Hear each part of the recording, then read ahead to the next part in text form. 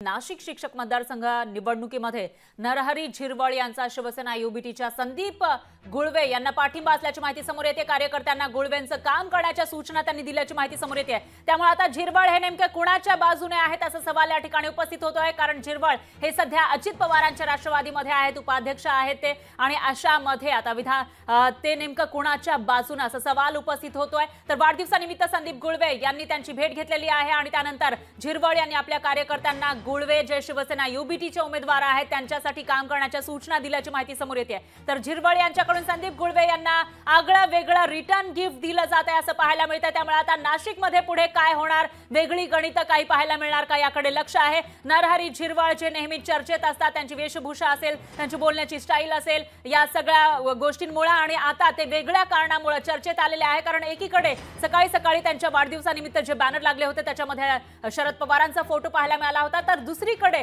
जेव्हा गुळवे जे शिवसेना युबीटीचे उमेदवार आहेत शिक्षक मतदारसंघासाठी ते भेटीला आले त्यावेळेला गुळवेंनी आपल्या कार्यकर्त्यांना त्यांचं काम करण्याच्या सूचना दिल्याची माहिती समोर येते। त्यामुळे नाशिक पदवीधर मतदारसंघामध्ये शिक्षक मतदारसंघामध्ये एकीकडे महायुतीचे उमेदवार असताना महाविकास आघाडीचे जे उमेदवार आहेत गुळवे यांचं काम करण्याच्या सूचना झिरवळ यांनी आपल्या कार्यकर्त्यांना दिल्याची माहिती समोर येते। त्यामुळे झिरवळ यांच्या मनात नेमकं काय चाललंय असा सवाल उपस्थित होतोय आणि या विषयाची माहितीसाठी आपले प्रतिनिधी महेश महाले हे थेट आपल्या सोबत जोडले गेलेले आहेत फोन लाईन वरून। महेश, काय सांगाल? आपण बघतोय की झिरवळ यांच्या बॅनरवर एकीकडे शरद पवारांचा फोटो दिसतो आणि दुसरीकडे ते महाविकास आघाडीचे जे उमेदवार आहेत शिक्षक मतदारसंघामध्ये त्यांच्या काम करण्याच्या सूचना आपल्या कार्यकर्त्यांना देताना दिसतायत। काय अपडेट्स आहेत आणि यामुळे एक प्रश्न उपस्थित होतोय, झिरवळ नेमकं कोणाच्या बाजूने?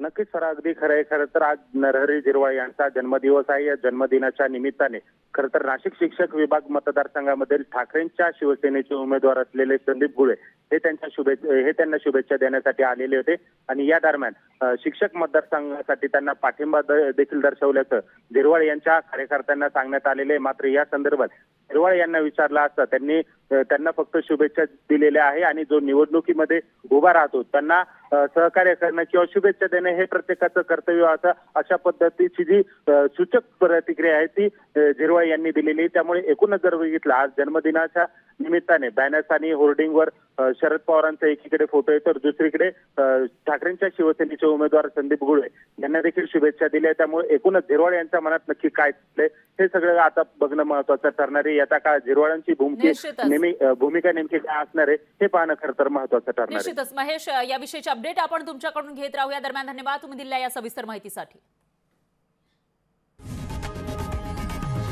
लोकशाही मराठी ऐका, पहा, जागरूक रहा।